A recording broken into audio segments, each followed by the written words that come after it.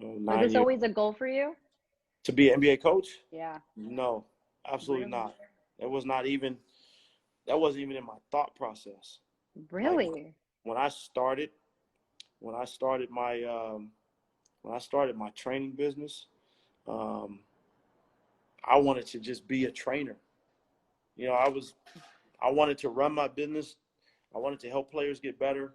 The NBA wasn't even in my mindset. It wasn't like, hey, I want to be an NBA coach. That was not anywhere in my mindset. I went through the process of just running my business, and this is organically where it took me. Wow. I mean, so even no, even as a player, I wasn't thinking about I want to coach when I'm done. No way, no way, no way. I'm I can't. actually really shocked because I like can't even most lie to you. people would have like that's their long-term goal, you know? No, no. I knew I wanted to work for myself, Hmm. but I wasn't thinking about it being an NBA coach. In fact, matter of fact, the first time when Mike Brown was in Cleveland, there was an opportunity for me to go to Cleveland during the summertime and work with the Cavs. And I said no, I didn't want to do it. I was in the middle of doing my business. That was when Bron was still in Cleveland the first time. I Hmm. was running my business, and I was like, Cleveland? No way. True story, true story. I was like, I am not going to freaking Cleveland. True story. And then ended up being in Cleveland for 5 years and fell in love with that city. I was gonna say you've said great things about Oh Cleveland. man, listen, I love Cleveland, but that was just, I think that was 2008, somewhere in there, Hmm. somewhere in that time frame, and I was just like, nah, I'm not going to Cleveland. I'm not interested. And just, Wow. my business was going really well. Hmm. I worked when I wanted to work. If I didn't want to work, I didn't work. You know, Hmm. I was doing things at my own pace, and my business was really successful. So it's funny you asked that because I had no visions of being here, sitting in this chair right now. So how did it fall into your lap? Like what moment were you like, all right, I need to do this? 2011. So I went through the process of just doing my training, and St. Mary's College was a program that I worked with a lot. I Hmm. did a lot of training with the guys when they were off season. And Randy Bennett was really, really good friend and mentor of mine. He's a head coach there. Him and Mike Brown were college roommates. And so when Mike Brown got hired by the Lakers, Randy was like, "You're taking this job. You're going to LA." And I was just like, "Coach, I'm cool." But I got home and I thought about it one day. I was like, yo, like, you really have been on this pursuit to being, you know, to creating a great name for yourself in the training industry. Here's an opportunity for you to work with one of the best players to ever play. And that was the only thing that changed my mind, is the opportunity to come to LA and work with Kobe. That was it. That was like, okay, go, come on, rewind. This is, come on, man, don't be stupid. And that's what got me my first opportunity. Obviously, Mike Brown gave me a chance. Hmm. He brought me in, didn't know me. He relied heavily on Randy Bennett's opinion of me, and the rest is history.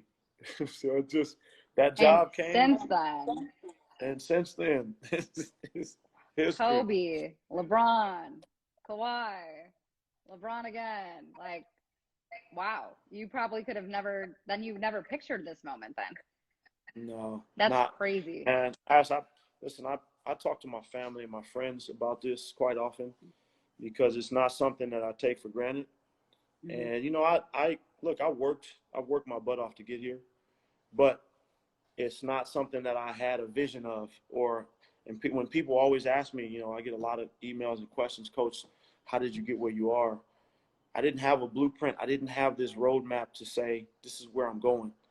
All I really did was just grind every day. I was running my business and I was present. I loved it. Hmm.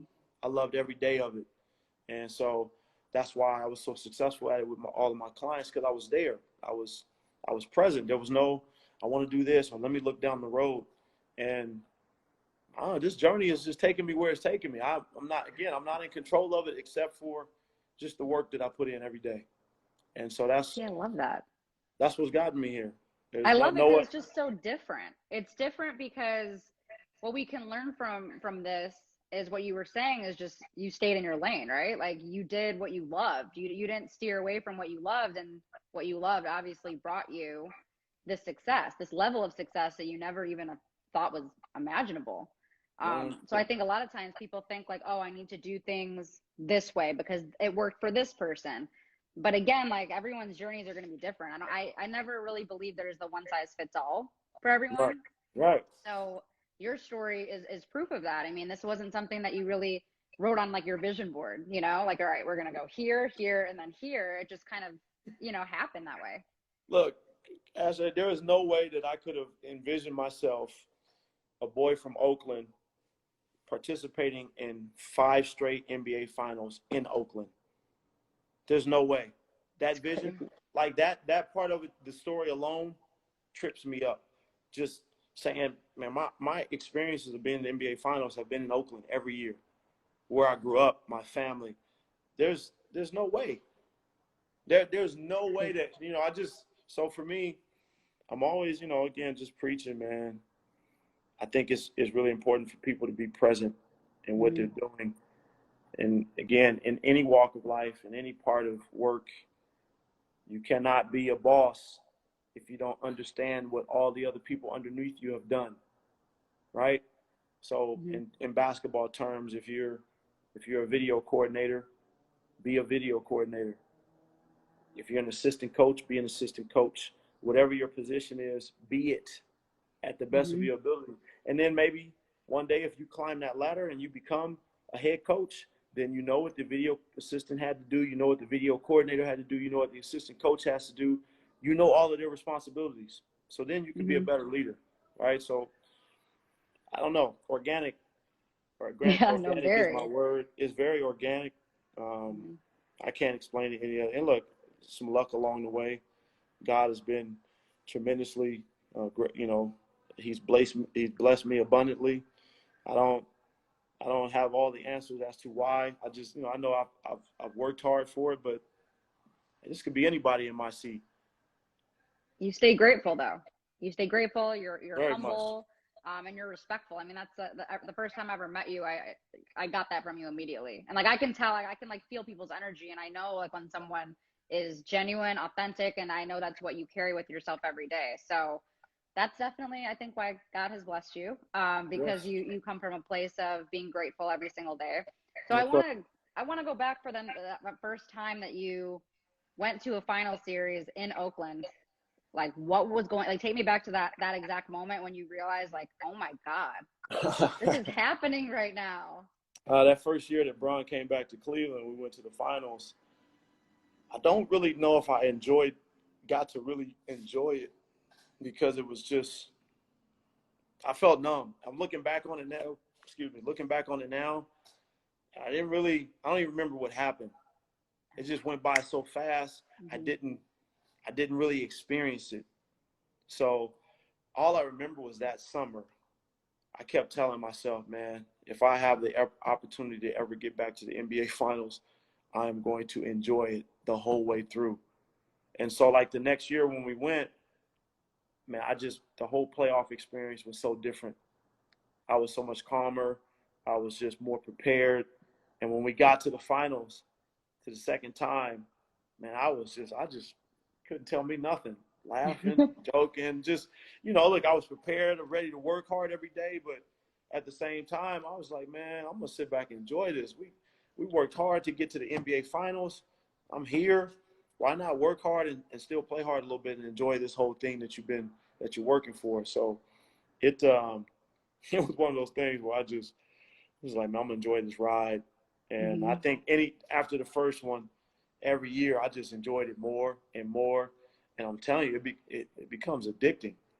It's like, I don't do drugs, but look, man, you get addicted. People are addicted to candy. Some people are addicted to wine, whatever. That's you want it. I want to get back. I want to go back to the finals. I want to go back to the finals. And that's kind of been my mindset ever since. And I've never understood too when people say like, oh, 2 championships, 3, how are they going to still have the motivation because they've already won? But no, like you want to keep winning championships. That's the goal. That's what you work for every single year. I don't want nothing else. Yeah. I don't want anything else. I want the opportunity to compete for that every year. Hmm. So the That's what I first time want. you won it, how did that feel? Shoot, man. Ask The there's so many emotions. so many emotions. We were down 3-1. Hmm. We were, the Warriors, they were killing us. But again, to be able to play in a game 7 in the NBA finals and win that in Oakland in my backyard, for me individually, let alone the city of Cleveland, let alone LeBron, but I had my own like, this is dope. Like Hmm. for real, I was beside myself.